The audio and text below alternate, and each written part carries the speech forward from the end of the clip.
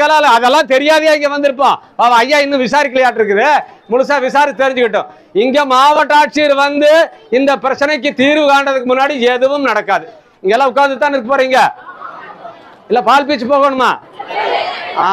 அது முக்கியம். ஒருவேளை ஐயா சொல்ற மாதிரி கைது பண்ணி போட்டு ஜெயில அடைச்சா பயந்துக்குவீங்களா? பாத்துக்கலாம். என்ன சொல்றேன்னா, இங்க வந்து சட்டவிரோதமான எந்த செயலுக்காகவும் வரல. லஞ்சம் வாங்கிட்டு சட்டவிரோதமாக ஆவணத்துல மோசடி பண்ணி மக்கள் கிட்ட பணத்தை புடுங்கிட்டு இருக்கிற வருவாய்த்துறை ஊழியர்கள் மீது நடவடிக்கை எடுக்க சொல்லி இங்க வந்துட்டு இருக்க. நாம அங்க போய் ஐயா அப்படின்னு கை கட்டிட்டு கெஞ்சற நிலைமையில எல்லாம் நாம இல்ல. இங்க வந்து பேசணும்.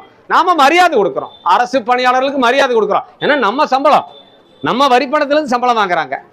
அரசு பணியாளர் யாரு? மக்கள் பணியாளர்கள். நாம யாரு? மக்கள். நம்மளுக்கு பணியாற்றுறதுக்காக